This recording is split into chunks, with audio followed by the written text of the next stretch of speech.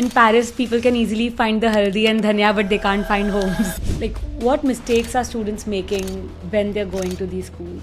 If you study from a private university, you'll miss out on that. Yes, yeah. So, is there any hack by which students can crack these scholarships? Do Indian students face any kind of racism while they study at Milan or Italy in general? Hi, I'm Shama Jain. I'm an alumna from Imperial College London and the founder at Rise Global Study Abroad Consultancy. Welcome to our podcast, Careers with Shama, where we bring to you real stories of people who have lived and studied abroad. Today on our show, we have a very special guest, Miss Bhor Dubey, who's come all the way from Italy to Bombay for this podcast. She's lived in Europe for almost more than 10 years and she's going to tell us stories from her personal experiences. Bhor is the Admissions and Business Development Manager at one of the best schools, Politecnico di Milano, Graduate School of Management from Italy. And over to you. In a detailed manner. Yes, thank you so much, Shama, first of all, for having me here. Well, about myself, my name is Bhor Dubey, and I'm the Admissions and Business Development Manager at POLIMI Graduate School of Management, which is the business school of the #1 technical university located in Italy. And well, that's what I do right now. So my job is to interact with talented and young students like you to guide them on our various master and MBA programs offered at the business school, and also to help them choose the right program, choose the right career path for their future. And we are fortunate enough to work with some key consultants around the world, including Rise Global Consultancy located here in Mumbai, India. So I'm very excited for this podcast today and to interact with Shama and to bring some useful insights for all of you. Thank you. First, let's tell our viewers about how many years have you lived in Italy? Sure. Well, so in Italy, it's my 11th year, so it has been over a decade now, so very long time. I joined POLIMI GSOM Center. So how much did your scholarship cover? My scholarship was for living stipend. So it did not cover tuition fee, but it was for living expenditure. So we got a monthly like a stipend to support our living expenses like accommodation, So you did not have to pay your living expenses while you were pursuing your master's degree. That is correct, yes. And how was your overall experience at ESEG? Sure. Yeah, of course. So, well, about my time in France, so I spent less time in France compared to Italy, although, like I said, my journey did start there. And the integration was not that difficult in the sense that as students of Alliance Française, we studied French for 2 years formally. So when I went to France, I held the B2 level already. So compared to someone landing there with no language knowledge at all, let's say that we had a little bit of advantage in that sense. So that was one part, but then I didn't face the challenges of the metro city, so that's, let's say, was one of the advantages, because Lille is a student city, so all the services over there, the infrastructure, everything is really designed to accommodate students and their needs. So it is a great town to spend your student life in. Then, of course, people move to other regions in France, Paris in particular, for internships, jobs, career opportunities. But to spend your study life, Lille was like a fantastic town. So what are these challenges that you're talking about that people face in a metro city? So I'll give you both the Italian and the French perspective over here, because all the metro cities pretty much have the like same sort of problems. So in a metro city, of course, you get the best of both worlds. So, you don't have a dearth of international restaurants. You can find Indian groceries, exotic groceries from your country, everything that you need from your home country as such, compared to small towns. But then, yes, because the metro cities have a bigger concentration of expats and international students, finding accommodation can be a bit of a challenge sometimes. Of course, it greatly depends on which university you study in, which school you study in, and what is their support system in place. But it is, in general, a bit of a challenge.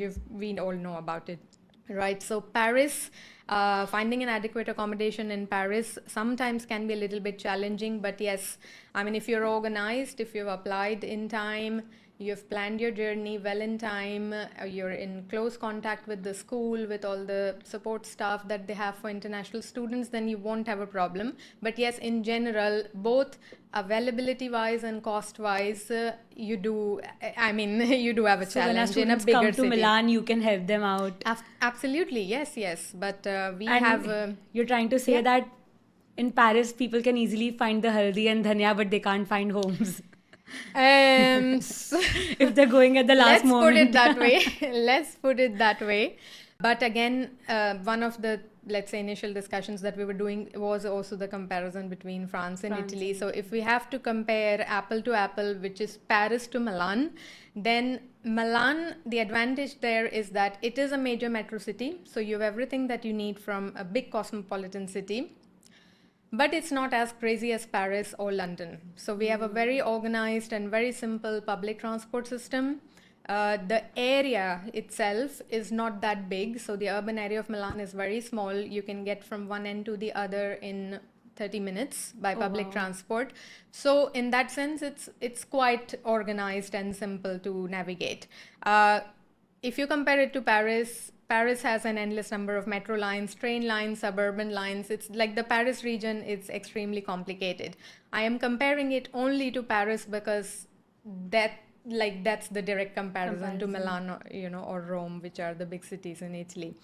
So there are always pros and cons of each location. If our students would like to talk to you or to me in a one-on-one and really, compare the study destination that they're looking at, we can talk in more So if someone detail. is trying to make a career and they want to experience, for example, various industries, it's easier in a big city. Surely, yeah, because most of the multinational companies, but even the top Italian companies, let's say, they are headquartered in the major cities for sure.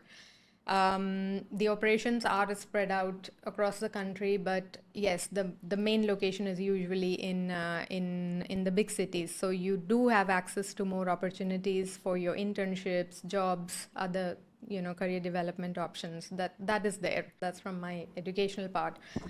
On the work side, where I am now, we are based in the heart of Milan. So POLIMI GSOM has 2 campuses, really. I mean, in the urban area of Milan. So like our students have access to all the top players that are headquartered there.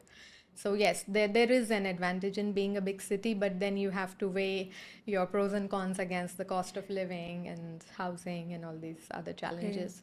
Yeah. So you also spoke about you already had a B2, right? Yes. When you went to France. Correct. And a lot of Indian students have this question. Yeah.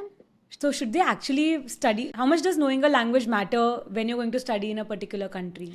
It matters a lot, Shama. So it's not correct in all contexts. So all the mainland European countries are internationalizing. So there is a big number of expat population and international student population, and companies nowadays are increasingly open to accepting international workers. But it really depends on the industry that you are eyeing. So if you want to get into management consulting, for example, you do need to know the local language. I'm not talking about Italian or French or German or any other specific. Anywhere there where English is not the first language, you will be asked to have a good level of local language knowledge When for you're looking for a management job. consulting. Okay.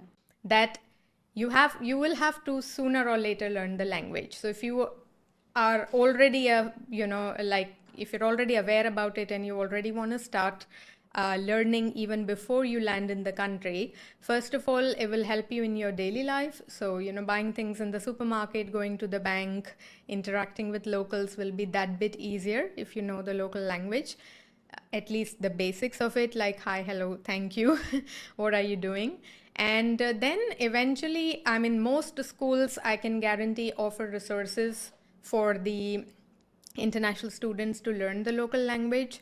So our message as admission directors is that you should also take your language lessons seriously, just like your other lessons during your program, so that you can attain at least the basic level, which is A1 or A2 for any language, and that already is a big plus for your CV, for your curriculum when you start applying for jobs and internships. There are some students who have a clear idea that they're going to a country only to study there, and then eventually they will move to a third country or go back to their home country. Yes, in that case, maybe learning the language does not make a lot of sense for you, but if you would like to create a long-term career there, settle down in these countries, then yes. So did Sooner you or later you will have to learn it. Yeah. So Would how have many said no. languages can you speak now? My French is not as good as my Italian now, I would say, because of course I'm a bit Despite out you of touch. did Yes. B2. Yeah, my formal So qualifications experience are in matters more French. than- Exactly. Practice matters more than the qualification as such. So I would say my level, honestly speaking, in French is A2 and in Italian is B2. Just to give you a very concrete answer. Okay. So now you just mentioned that you've worked for so many B schools. What do you think, like, what mistakes are students making when they're going to these schools? Sure, okay. I think I'd bring in the perspective of an average Indian student over here. I think the biggest mistake that people make, it's not a mistake, but it's a wrong assumption that people go with, is that I will join a certain program and the school will give me an internship or a job on a platter. Okay. Like we have Perhaps- placements in India. Yeah, perhaps that's what happens in India. So the word placement is used in the wrong sense. Like it's assumed Like we it's generally taken in ask, the wrong sense. कितने का package मिलता है? Exactly, which is an answer that I can give you on an average. But the way placement support or career support is provided by business schools and universities in Europe is not the same as they do over here. So we'll move on to how the career teams yeah. at POLIMI GSOM Yes. works later in the later segment. Sure. But let's also discuss about your content creation journey. And Okay. so can you tell us a bit more about your page and Yeah, your... of course. I do run a YouTube channel as well. It's called Good Morning Expat, and it's a medium for future international students and expatriates who are aspiring to come to Milan. So the idea is to give you more information about what you might expect from life in general, outside of the academic world and the work world. We created this medium with a different purpose actually in 2020. To tackle that, I said, okay, we will create a medium wherein we show what's happening right here, right now, so that people know, okay, how are restaurants operating? How am I buying grocery from the supermarket? If I'm an international student, what are the rules related to the green pass, the famous European What green is the pass? green pass? At that time, it was basically a pass that you had to have, which declares that you have enough number of vaccinations, that you've done a COVID test recently, and so on and so forth. All the And things it's not related to required it. right now. Now it's no, now it's sort of all done, thankfully. By the way, it's not just my channel, I am the face of it, but I'm supported by my husband Sumant, who is also an alumnus of POLIMI Graduate School of Management. So he did his MBA back in 2015-16, and I got married to him 2 years ago. But we do have this venture together. So he takes care of the tech part. I am, of course, managing the content, and I'm, like I said, the face of the face on the screen. So we started it with that purpose. But then when we started creating videos about how to find an apartment as a student, how to find accommodation, where to buy Indian groceries, where to shop for other things that you need from your country, cost-effective tourism options for students, how to live on a budget, all these useful non-academic things, then we received a very good response from the students. So then we sort of took it forward. But the idea back then in 2020 was to only create some videos which could show the real picture of what's happening. Okay, let's discuss a couple of things about the university. Sure. Because we've spoken so much about it. Of course. Firstly, let's start with what is the accreditations of the university? Of course. So, POLIMI GSOM, POLIMI Graduate School of Management, is the business school of Politecnico di Milano, which is the #1 technical university of Italy. So, of course, we bring with us the long-standing heritage and the stature of more than 160 years actually.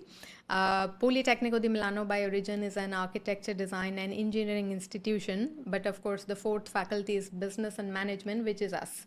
So all the management master programs and the MBAs are offered by POLIMI Graduate School of Management, and the programs that we offer are at two levels. So at the master's level, we offer a series of one-year master programs in hot topics like supply chain management, data science, artificial intelligence, cybersecurity management, luxury, which is of course one of our top topics, given the fact that we're based in Milan, which is the fashion and design capital of the world. Then we also offer a series of double degree master programs, which are offered jointly in collaboration with other European universities. So we have got 3 double degrees with the UK, 3 double degree programs with France, and then also 1 dual degree program option with a German institution. And about the accreditations, well, we are one of the top 6% of the business schools in the world which hold the Triple Crown, which basically is the AACSB, AMBA and AQUIS accreditations. So we hold all these 3 accreditations, which puts us in the creamy layer of business schools of the world. So what is AACSB, Triple Crown? So Triple Crown basically is the term used for this group of 3 accreditations that we have. Usually AACSB is like an American one. It's an accreditation for, top business schools. AQUIS is for the master programs, and AMBA, Association of MBAs, is the accreditation for all the schools offering an MBA program. So all the top business schools have yes, these 3 accreditations. Absolutely. The most important being AMBA, because being a business school, the MBA programs are our flagship programs, like for any other B school. So AMBA is the most important accreditation. Just a tip for the students also, if you're looking at an MBA program in particular, then what you need to first look at is whether or not that MBA is an AMBA accredited one. So that's where you have to start your research should from. Really, because you're just going to pursue your bachelor's or master's degree once. Exactly. Or like you did it, you hold a dual no, I don't have a dual master. So I had my bachelor's in business administration, which is the BBA degree, and then following that, the master's in international business. But people are only going to pursue their bachelor's or master's once. So they should Absolutely. definitely look at an accreditation. Absolutely. Yeah. So if you come back to India and if you look for a job, the accreditation really matters. Well, worldwide, I would say, not just, back in your home country, but it matters a lot. Anywhere you go for, Italy as well. Yes, of course, in Italy, locally, back in your home country and elsewhere in the world, because if the university that you study in is not recognized and it does not have the correct accreditations depending on the program, then when you approach top employers, top companies, they always look at the program that you did.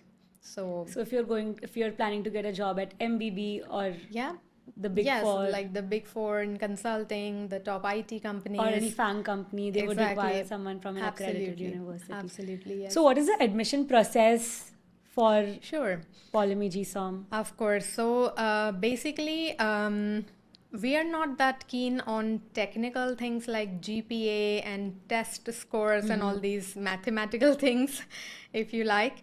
But we look at the overall personality of the candidate. So document-wise, of course, you would have to provide us your CV, your degree, mark sheets, transcripts, a nice letter of motivation, reference letters, picture, passport, and all the basic items like these to complete your application dossier. But these are not the defining factors in your selection or otherwise. So we do look at the documents and how they are. But what really makes a difference is your interview performance. So it's also the major difference between a university-based selection process versus a business school selection process. So in a business school, there will always be an interview because we really need to see what the candidate is like. So is your process university based or business school it's based? absolutely B school based because Okay. we are a business school. So we don't process candidates, the applications of candidates only based on the documentation that they upload on a system, which is how some universities do it. In a business school, there is a very rigorous interview selection process. So after you've submitted the application, you do have to undergo an interview. For us, in case of master programs, it's an asynchronous interview that you do, by which I mean we will provide the candidates a link to access a system, which is not Skype or Zoom or that sort of platforms, but it's a dedicated system created to conduct interviews online, which means you will enter the system, read each interview question, and answer in the form of a video recording. Okay. So you don't speak to anybody there in is that no one interview. sitting in front of you. Exactly. There's no one on the other side who can elicit answers, and that's why it's a more difficult interview actually. For the MBA, the interview is more traditional in nature. So it is an online interview, but it is conducted on Teams or Zoom or Skype, and you do speak to someone from the admissions team for 1 hour. It's a very that's long interview. rigorous. Yes, and then for the MBA selection, since we do not have a requirement for the GMAT or GRE scores, we have our own exam, which is called the POLIMI GSOM test, and you're required to take this test in order to make it through the MBA selection process. This test is not similar to GMAT and GRE. Because GMAT and GRE focus a lot on mathematics and English language skills. But this test basically is more about problem solving skills and data interpretation skills. So you're given a small case to read about a company and then answer some questions based on your analysis. Okay. Yeah. So students who've not given a GMAT or GRE can still apply for POLIMI of course. GSOM for all the Yes, programs. For all the programs. But if they've given a GRE or GMAT, do you waive off the POLIMI test? Yes. Yeah, we do. So if someone already has a GMAT score of 590 or above, Okay. then they don't need to take our internal exam. And for GRE? The equivalent. So we look at the GMAT equivalent. So if your GRE score is an equivalent of 590 or above in GMAT, then you don't need to take the POLIMI GSOM test. Then you will simply do the interview for the MBA selections. At the master's level, it's no bar because we don't need, there's no test at the master's level. There's only the This is interview. only for the MBA program. Yeah. And so do you have any bachelor's programs as well? Well, we don't offer any bachelor's programs at the business school. Politecnico di Milano, the university, does offer bachelor's in various disciplines, but usually most of them are in Italian language. They're Italian taught programs, so they're not meant for the international crowd.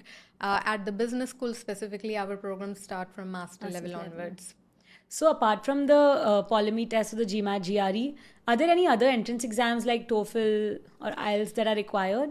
Well, yes and no, in the sense that for those programs which are held entirely in Italy, we don't need any English test score, especially if your bachelor's was taught in English and you have shown you exhibit a good level of proficiency in the interview.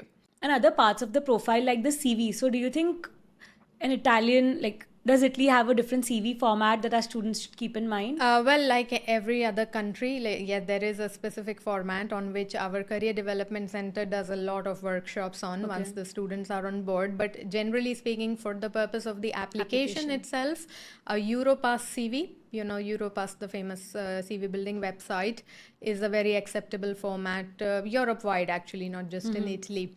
And you should mention your work experience of any kind quite in detail, because the academic part is one thing that we can gauge from your transcript, what you've studied and so on. But then what you've done on top of that is really reflected in your CV. So anything that you've done which is not necessarily full-time work, it can be paid work, unpaid work, family business experience, entrepreneurial experience, cultural events that you've done in your college, anything that's practical apart from the academic part, it adds a lot of value on the CV. But I would say, no, don't make it very long also. Like Indian CVs are, sometimes students have 2-page CVs also. 2 pages is okay. But even one is fine. One is fine. Even a 1-page CV is fine. So the art of creating a one-page CV, yet mentioning everything is what you need to sort of master. Does the Europass CV like have a photo? Should students have their photo on their CV? It depends. I think that we are neither against it, not for it. So it's really your personal choice if you would like to have your photograph or not. So, I mean, I would have my photograph on the CV. It's sometimes, because also maybe this is my personal opinion. Maybe it's better to have the photograph than mentioning your gender, because with some names one cannot gauge if it's a male or it's a female. Now of course the trend is changing because people put their pronouns in bracket. But does it matter if you're a male or a female with the application? No. Like No, of course not, but for reference purposes. Like in India we have quotas for various. No, in Italy we don't have any kind of let's say quotas. It's I mean, like in the rest of the developed world, it's your skills that matter. It doesn't matter where you come from, what gender So for you the have. interview that we spoke about, what would your 2 cents be for preparing for the interview? Sure. Of course. So I would say that for our specific interview that is on that's conducted on this virtual platform, you do have to prepare well in advance because it is a pre-recorded interview. So once you start the interview, you have to give an adequate answer in 3 minutes for each question. So if you're not prepared, clearly you will fumble because it's normal. Also, you need to master the art of saying the maximum in 3 minutes, like, saying enough about you in 3 minutes to support your application. Our interview is motivational in nature, so there are no technical questions as such. So in terms of preparation, all you have to prepare to speak is what you've done in the past in terms of your academic experience, in terms of your work experience, and why are you aiming to do the master program, so your interest in the topic. Also something about the interest in the country itself. Okay, so why are you picking Italy as a study destination? But in general, if you're aiming for Germany, you're aiming for Norway, whichever. So say it's nice to say something about the study destination as well. And then to say very clearly what are your future objectives. So we do need to know what is your purpose behind pursuing the master program. That has to be clearly mentioned in the interview. Is there a separate application process for the dual degrees that you spoke about? No, the application process is exactly the same for all the programs in terms of documents and everything. Yes, because a partner school is involved in a dual degree, we do have to check. We need to get their green light also before admitting someone. The student doesn't have we to do it. do anything about it. They don't have to apply separately to the two schools. They just apply on one platform for the program. And then the internal check is like done internally between the schools. For most of the double degrees, both the partner schools recruit individually, but then we check with each other if the candidate recruited by us. So does the student have to fill the form of the other college as well? No. They might after enrollment have to provide some documents to the partner school. Like in case of the UK, they have to furnish the IELTS certificate and everything before they can get the CAS letter, which is the mandatory thing for the visa, right? But they don't require the CAS letter right now because no. they'll require it later. Yes, for admission purposes, the documents that are needed are already enlisted in the application platform, and that's where they have to upload it. That's it. Okay. So what is the USP of POLIMI GSOM, and what are the benefits that the student is going to get? Well, there are a series of benefits because we are a business school belonging to a public institution. So Politecnico di Milano, our parent university, is one of the 19 public universities of Italy. And so enrolling in a public university comes with a certain set of rights which are not necessarily available to private university graduates in Italy. Okay, so in that sense, we do have an advantage. What are these rights? The rights to convert your study permit into the work permit as soon as you get a job. So you don't form part of the quota system that the Italian government has. If you study from a private university, you'll miss out on that. Yes, yeah. It depends on the qualification title that you have, because they are all treated differently. But as far as Politecnico di Milano is concerned, or any other public university, you automatically have the right to obtain your work status as soon as you get a job opportunity. So that's one main advantage. The other advantage is the stay back option, which is something extremely important for international students. So as a public university graduate, our students can stay back in Italy for up to 20 months. It's almost 2 years. Wow. So they have up to 8 months to finish all their exams, pass their theses, do the final presentation, and obtain their degree after the finishing of the classes. Plus, they have up to 12 months to get the job search permit, which is called the Students' Entrepreneurship and Job Search Permit. Okay. And this allows them to stay back for another 12 months. Then So entrepreneurship is also a part of this is one of permit. the outcomes. Yeah, it's one of the possibilities. So if you as start well. a business, what happens? You can either join a job or you can create your own business venture. So fortunately, Politecnico di Milano has one of the top 5 incubators in the world, which is called PolyHub. So if Startups. someone's looking to be an entrepreneur in Europe, Of course. then It's POLIMI one is a of good the top place. choices actually for people like you who are budding entrepreneurs, because entrepreneurship is in our DNA. Is there any interesting businesses that are currently being incubated at? There are, well, I Your would have a college. list of that, but because we have some very strict privacy regulations, I might have to provide that to you, that you can put in the description of your video. But Okay. I And so what is the wouldn't fees talk of, about what it is the fee directly. structure of studying a master's or an MBA program right. at POLIMI? Of course. So the master programs are in the range of 19,000 euros, going up to 25,000 euros. And then we offer merit-based scholarships, which can cover up to 30% of the fee typically. Okay. There is one program which is our triple degree master program that we offer with M Lyon, based in France, and Base Business School, based in the UK. That triple degree program costs 48,000 euros, so it is sort of like a bit outside of the general range. And then our MBAs, the full-time MBA costs 45,000 euros, and the part-time and distance learning ones are 43,000 euros. For MBA, of course, the price is higher than the masters, so we have a bigger coverage of scholarships. We have up to 50% scholarships for MBAs. How can students apply for these scholarships? Yeah, well, it's quite a simple process actually. So for the submission of the application, all we need is your CV, degree, mark sheets, letter of motivation, letters of reference, picture, and passport. The next step is that you take an interview, you pass it, and then we send you a topic to prepare a scholarship essay. So these merit-based scholarships are awarded in various categories. There are categories for female applicants, for entrepreneurs, for students having an international profile, by chance if you have a good GMAT or GRE score. So like that, we have different categories, and you will apply under one or more of them. How to apply? You simply need to write an essay on a certain topic for that category and submit to us. That's So is all there any you hack need. by which, students can crack these scholarships? But the only hack is the quality of the essay. So you have to write a nice essay And show what you've and done. yeah, exactly. So by essay, we don't mean it has to be like a document in Word or PDF format. It can also be a PowerPoint presentation. It can also be an interesting video, for example.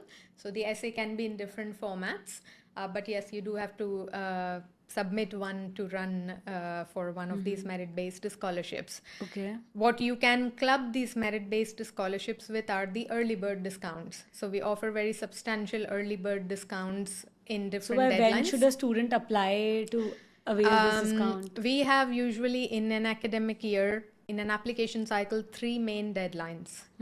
The first one is usually before the end of the year, sometime in December.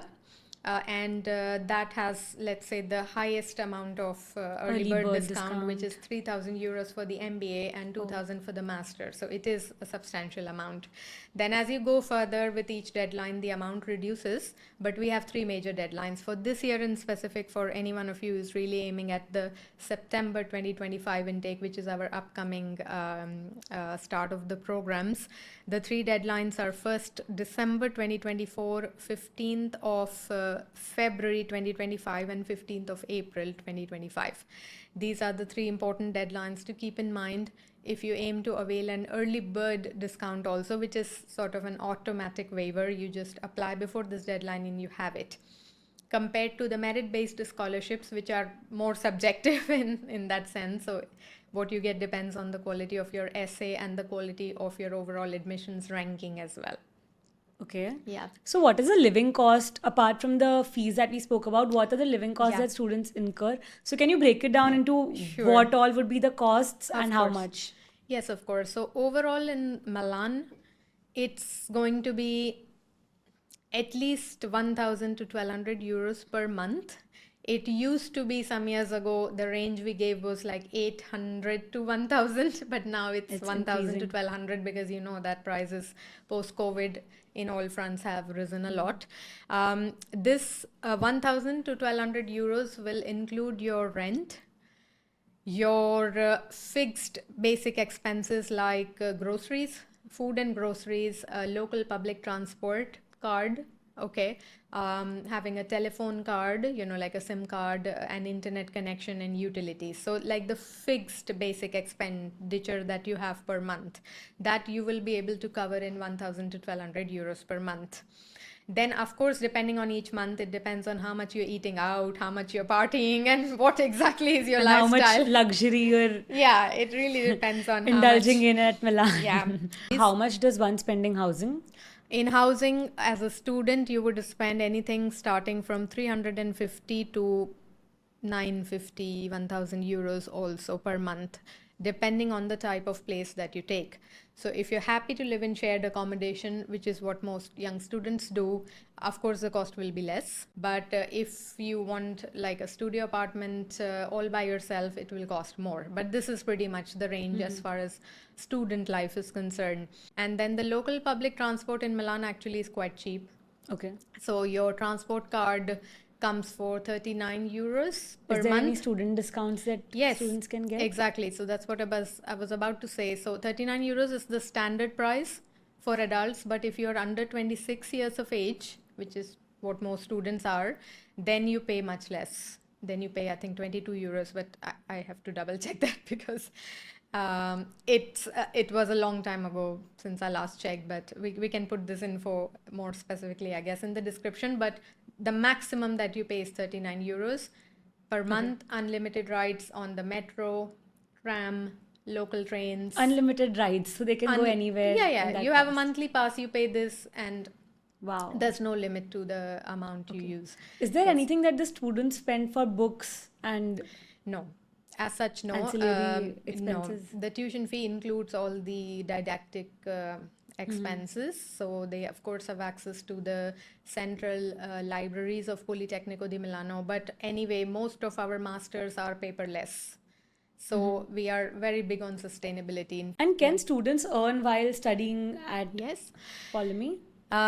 In Italy, as an international student, you have the right to work part-time for up to 20 hours per week. But I would say that our programs are super intensive. So our students hardly get the time to do anything, But if someone professionally is really during passionate about it, they would end up working. you can, so you have the legal right to do it. That's there. But what I'm saying is that we don't recommend candidates to rely on the prospect of doing a part-time job to fund their expenses, because you may not find the time to do a part-time job, because some countries, I mean, I know where your question is coming from. In the UK, for example, New Zealand, I mean, these countries, many of the universities there design programs in a way that the students have a lot of Can do a off time part-time job. that they can work part-time. Our programs are already they're designed in a way that it's already like going to an office. So the classes are from 9 to 6, Monday to Friday, then some company-related activities on Saturday and Sunday so it's full throttle, full immersion for the first 8 to 9 months. So from September until May, June, you have to throw yourself completely into studies. So if you come with the idea that, okay, I'm not financially prepared because I will do a part-time job over there, you may end up in difficulty. So from an ethical point of view, we have to specify this. And how much does a student earn if Yeah. they take a part-time job? It really depends on the sector. And I can tell you what they earn as a student in an internship. Okay. So the earnings in an internship, which is what most of our students do after they're done with their classes, they do a 3 to 6 months internship in the last part.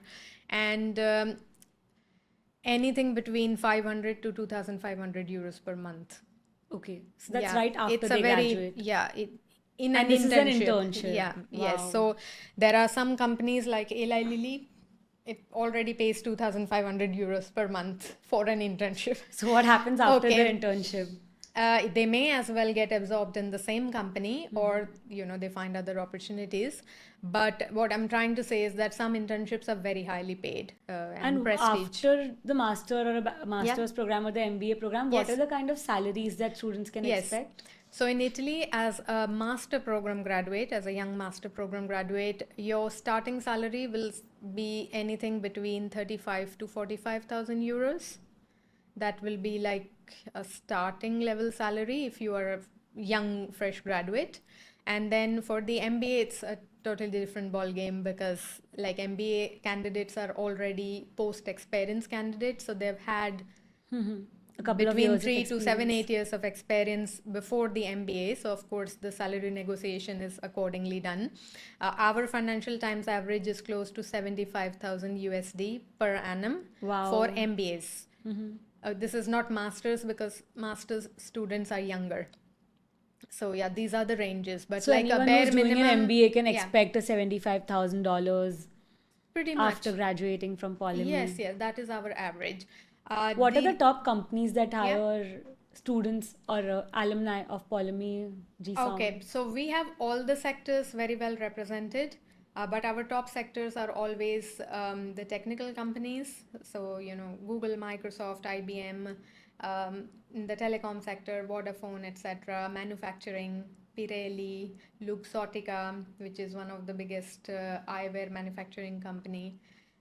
We have the luxury and fashion sector very well represented as well. So you imagine all the top brands In from Milan. Bulgari, Ferrari, Lamborghini, So students are working at Maserati. all Yes, these top brands. yes, of course. Dolce and Gabbana, Gucci, Fendi, Tod's, all of them. So I've Capital heard of there's the like a world. fashion street, like an entire luxury street. There are several, but I think the one you're referring to is Via Monte Napoleone, which is one of the iconic luxury shopping streets.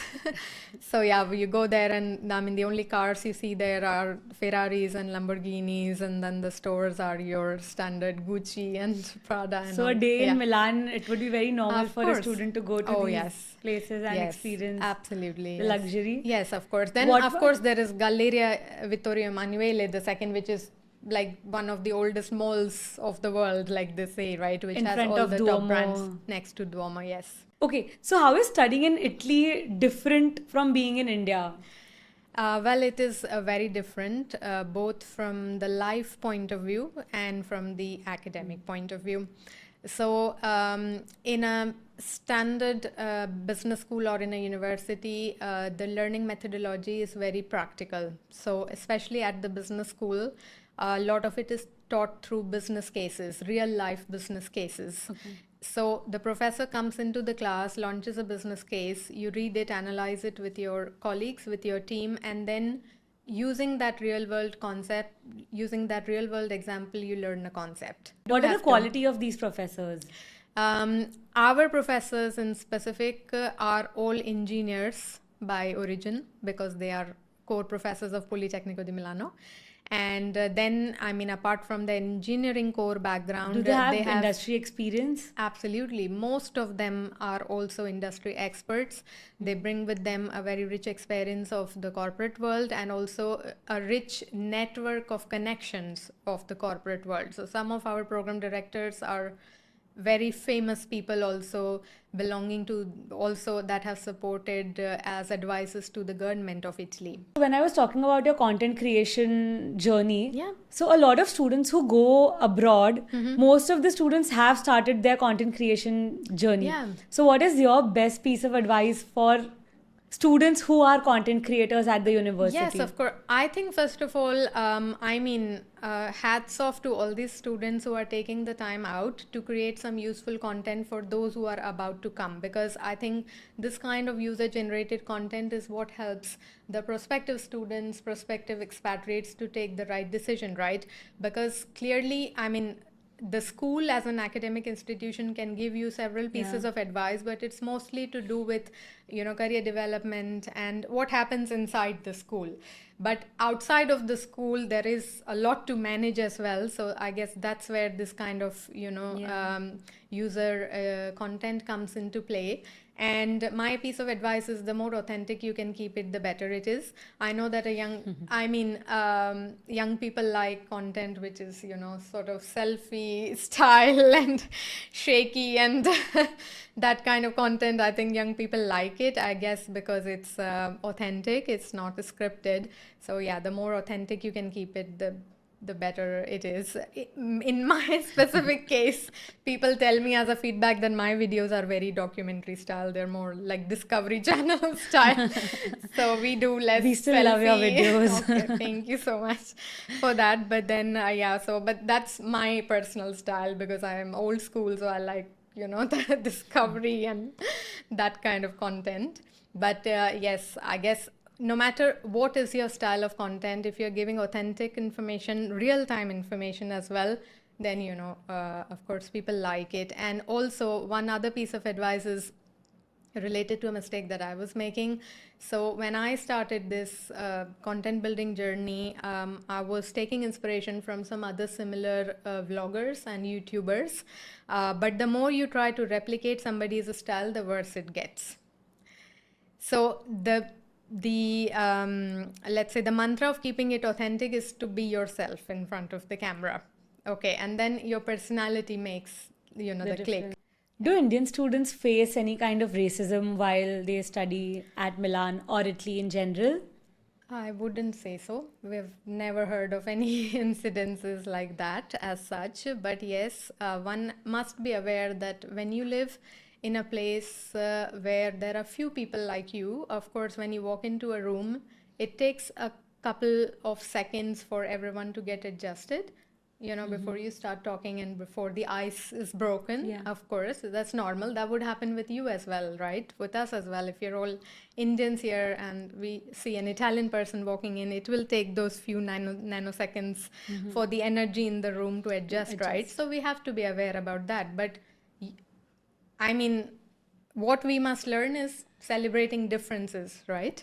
So the more we accept differences, the better it is. But it has to happen both ways, not just from the people of the country where you are, but also from your side. So there are some students who just stick with an Indian group or just a group of people from their home country. They don't learn as much as people who interact with candidates from all the different countries. And it's a great opportunity because we have more than 75 nationalities represented on campus. In POLIMI GSOM? Yeah, only in POLIMI GSOM. I'm not talking about the university because I think university-wide it would be over all 100. The 200 plus countries that we have. 200 plus nationalities. Yes, of course. It's highly international. Of course, we have Italian local students, but we have candidates from all over the world. Do EU students or EU passport holders, so we have a lot of EU passport holders in places like Goa or Pondicherry. Yes. And these might not only be from Italy, but also from places like Portugal or Belgium who are residing here. Yeah. Do they get a fee concession or do they have a different fee to study at POLIMI GSOM? No, Politecnico di Milano does not have, including the business school, we don't have different fee for local students and international students or European students and non-European students. The fee is the same for everyone. So there's no discrimination for Indians. The only thing that might be an advantage is that if you do already have a European passport, you don't need to do a visa. So maybe that makes your life a little bit easier. But as far as the financial part is concerned, there are some universities which have different fee for European and non-European students. But in Italy, it's quite unlikely, to the best of my knowledge. Yeah. How long does it take to process the student visa, and what is the process of Yeah. the Italy student visa? So the Italian study visa is a bit tricky, okay, especially when you're studying in a public university. So it is quite straightforward actually, but yes, the process can become a little long. Okay. The first step is once you're enrolled in a university, once you have paid your first installment, confirmed your participation in the class, you will start receiving a set of papers from the International Students Office or the wing that manages the incoming international students, which will help you to start all the pre-steps of the visa application process. Because in Italy, it's not just that you have an admission letter and you go to the consulate and apply for the visa. It's not that. You have a series of pre-steps, which are basically the registration on the central enrollment portal of Italian universities, which is called Universe Italy. Okay, which is called the pre-enrollment process. So you need to create an account, register over there. Then that request is sent to the university and you get a pre-enrollment summary, which is one of the main documents to be presented in your visa application. So you have to sort that part. For the pre-enrollment, depending on the university and the program, some certifications may be required. These certifications basically are like an authentication of your bachelor's degree. So like the DOV, the Declaration of Value, which is handled by the Italian consulate itself, that's basically a document that certifies that your degree that you obtained in India, for example, or anywhere outside of Italy has an equivalence in the Italian system and is from a recognized university. So to obtain that, you need a series of other papers like get your mark sheet and your degree apostilled. In some cases, you need the HRD registration and other things as well. I cannot tell you So exactly where what can you need. someone get the apostille from? There are these agencies that can do that for you. So there are those government approved agencies that can do it for you. And in each state of India, the set of documents required are different. Okay, so I cannot generalize it. But Rise Global can help with it. But you can obviously help with it, like consultants can. You have experience in helping with that. So that part has to be sorted. So to obtain either your declaration of value from the Italian consulate or to obtain the statement of comparability, which is obtained from the Chime and Arik website, which is an online service. Lately, there are some other alternatives which are accepted by public universities as well, like Validential, VES, etc. But you have to check with the university what is needed. Okay. And once you have that, then you eventually go to get your appointment at the consulate to apply for your visa. All these pre-processes make the overall process a little bit long. So it's not very straightforward as getting an admission letter and going to the consulate. Yeah. You have a series of steps to do. But this is important. It's important because enrollment in a public university in the future comes with certain rights that we talked about. The right to have the stay back option, the right to convert your study permit into the work permit, and so on. So it's worth making this effort. That's what I would say in the end. Okay. So I think we've gotten to know a lot about the university in depth. Sure. Is there anything else that you would want to add? I think, well, at the start, when we were doing the prep, you mentioned something like giving some useful tips to the students. And there is one thing that I always mention in talks like this, which is like just a pro tip for the students. There are so many business schools and universities out there that it's already over information. And then when you go out about comparing so many universities multiplied by so many programs, it's natural for a human being to get very confused. But the tip I would like to give you here is that, of course, you can start with the objective parameters of comparison like rankings, fee, subject areas, accreditations, which are the objective comparison tools. But there are two other things that I would like to mention which are very important, which might help your comparison. One is the personality of the business school. Okay, so a business school is an entity, and like all entities, it has a personality. So you have to see if your personality matches with the personality of the business school. Because the technical parameters aside, like your GPA, interview score, whatever, we always look for some traits that we appreciate as an institution. In What our are these case, traits? yeah, in our case, they are an entrepreneurial mindset, humility. So we like humble candidates and not arrogant candidates. Okay, so you can be very successful in life. That's great, but one must always try to be humble. That's one of the traits that we value a lot. And also that the students should have a quantitative mindset. And then the other thing is also you need to see the location advantage of where your school is based. So there are certain industries that flourish in some specific areas. In our case, if you're wanting to create a career in fashion and luxury, better go to France and Sustainability. Italy compared to going to the UK, for example, okay, because France and Italy are, let's say, the birthplaces of the luxury and fashion sector. What is the best piece of advice that you have for our students? Okay. So my top advice will be that everyone should look at studying abroad as a career option, as a higher education option, because it's a training experience like no other. You will not have the same training experience when you are just in your home country, because your home country is where you are in your comfort zone, and you never learn. You will not learn as much as when you get out of your comfort zone. So when you study abroad, you manage your academics, you manage career development, job search, internship search, and all these concrete things, but you also manage alone all your life. Okay. And it's also one of the major challenges for certain students, because in India, let's say starting from the middle class onwards, we live in a very pampered environment. So a typical, even a middle class family has 3 to 4 servants and maids, and our moms are doing stuff for us. So we are not super independent. When you go abroad to study at a young age, at a formative age, and this is especially true maybe for bachelor students, you have to do everything yourself. So it's a training experience in itself. You become more independent, you become more cautious about things, you evaluate and manage things in a different way as compared to what you would have done back home.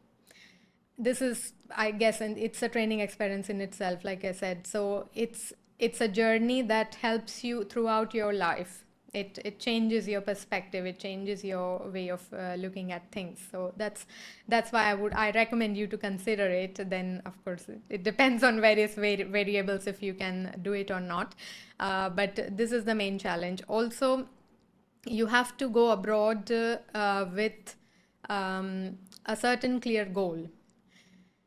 Some people would like to pursue an education abroad because everyone else is doing it, but maybe it's not for you. Maybe you are better off back home. So you have to see if it fits with Yeah. your individual goals So there's or no not. one size fits all. Exactly. And that There is is where no- we come in. That's picture. where you come in the picture, to guide the students, to counsel them for the right program, the right university, the right location. And that's, I guess, my biggest piece of advice. Yeah. Thank you. Thank you, Bhor, for coming on Thank our you to you. podcast and giving us the opportunity to interview you.